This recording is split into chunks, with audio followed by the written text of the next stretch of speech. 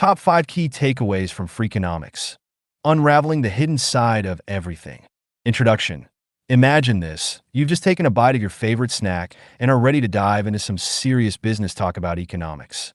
But wait, before you close this tab thinking you're about to be bombarded with charts, statistics, and words that sound like financial gibberish, hold up. Freakonomics is not your typical snooze fest economics book. In fact, Stephen D. Levitt and Stephen J. Dubner take all the confusing parts of the economic world, toss them aside, and instead get us all thinking about things like, what do sumo wrestlers, school teachers, and drug dealers have in common? Yeah, not the type of questions you'd expect in a book about economics, right? Freakonomics is all about revealing the quirky, counterintuitive, and mind-boggling patterns in everyday life that most of us are too busy or distracted by our Netflix binge to notice.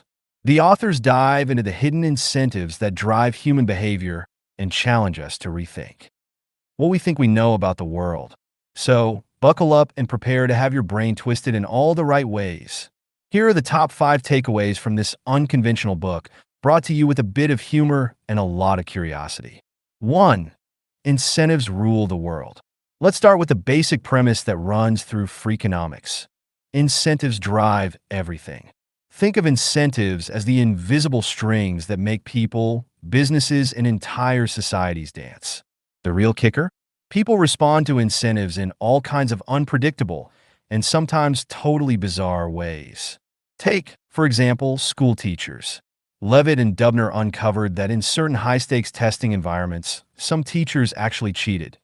Yes, the same folks telling kids to play by the rules. Why? The incentive was survival. In a system where a teacher's career is tied to their students' test scores, the temptation to fix answers became overwhelming. That's the power of incentives. And then there are sumo wrestlers, supposedly among the most honorable athletes in the world, who are also caught gaming the system. The incentives to win or let others win in critical matches drove them to manipulate outcomes in ways you wouldn't expect from such a seemingly noble sport. The point? Everyone, from school teachers to sumo wrestlers, has a price, even if it's not always measured in money. Levitt and Dubner show that understanding incentives means understanding behavior. People often think that they're acting out of morals or ethics, but deep down, it's incentives that shape their actions.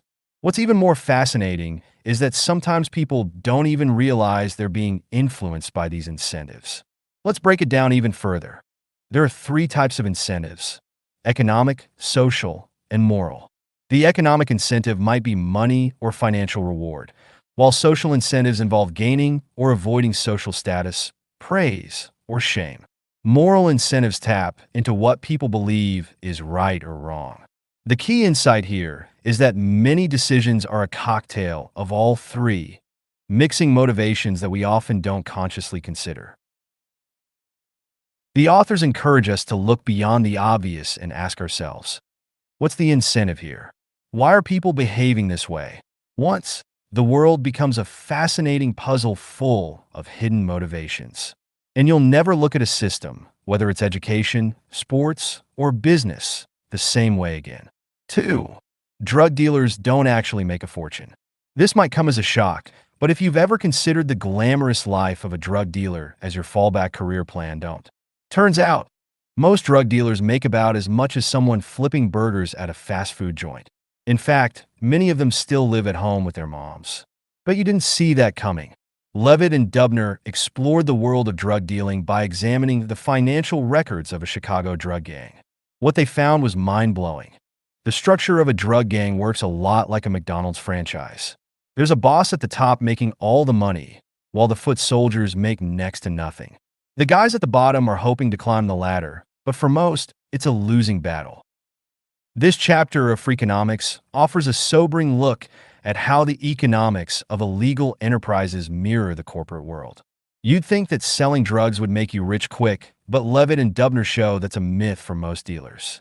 Instead, it's only the top few percent who make serious cash, while the rest struggle in dangerous and unstable conditions. The story of the Chicago gang also highlights the inequality present in virtually all hierarchical organizations, legal or illegal. Just like in corporate America, The CEOs and top brass make the big bucks, while the low-level employees do most of the grunt work and take most of the risk. So next time someone glorifies the lifestyle of a street entrepreneur, remember that the average drug dealer is probably living with their mom and hoping for a break. 3.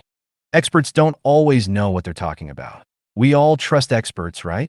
They're the ones with the fancy titles and years of experience, so they must know more than we do. But Freakonomics takes a wrecking ball to that idea.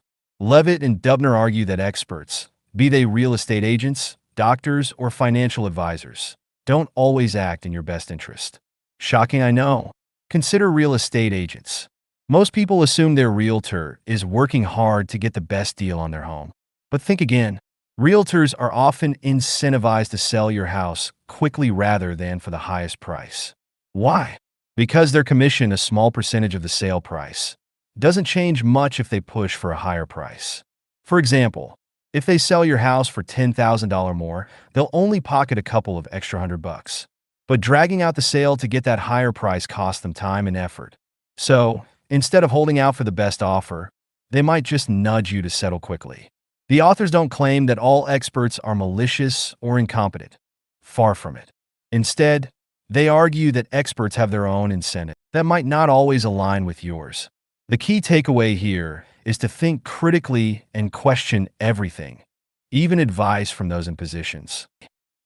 Levitt and Dubner also show how experts use their insider knowledge to create information asymmetry.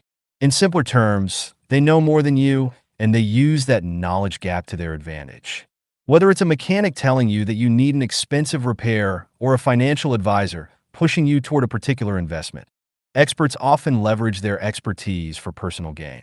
The lesson? Always dig deeper and get a second opinion before making major decisions. 4. Names matter.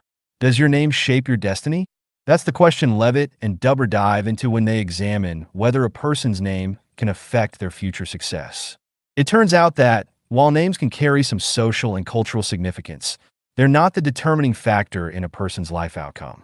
So if your parents gave you a super unusual or creative name, don't sweat it too much. The authors analyze data on names and life outcomes, and while they find some interesting correlations, certain names are more common among different socioeconomic groups.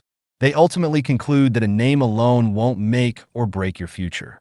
In other words, being named winner or loser, true story, they actually studied two brothers named just that, doesn't guarantee anything.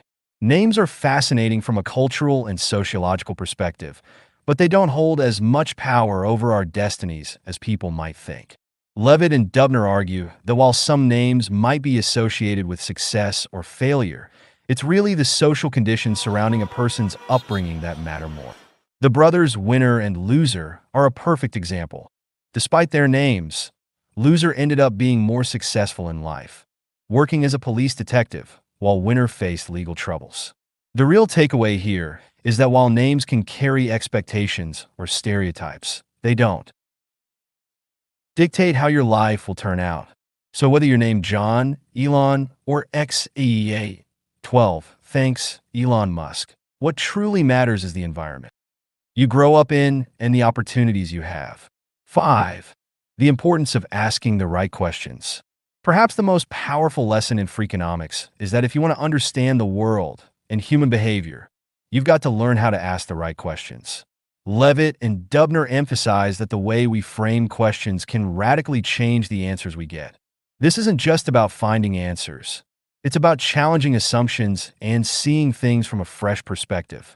For example, instead of asking, "Why do drug dealers sell drugs?" the authors ask, "Why do most drug dealers live with their moms?" By flipping the question, they reveal the hidden truths that most people overlook. This is the real power of the book.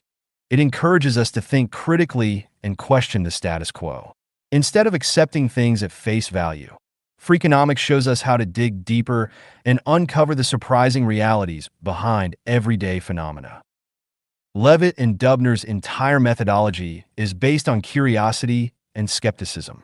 They challenge readers to approach the world like a detective, always looking for the hidden incentives, motivations, and patterns that explain why people do what they do.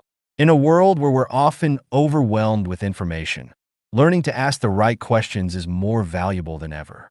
Conclusion: Freakonomics turns the world of economics and human behavior on its head, showing us that the answers to life's most pressing questions are often stranger, quirkier, and more fascinating than we'd ever imagine. By understanding incentives, challenging expert advice, and always questioning the status quo, we can gain deeper insights into the world around us. So, next time you find yourself making assumptions about why people do what they do, stop, ask a better question, and be ready to uncover some truly surprising truths.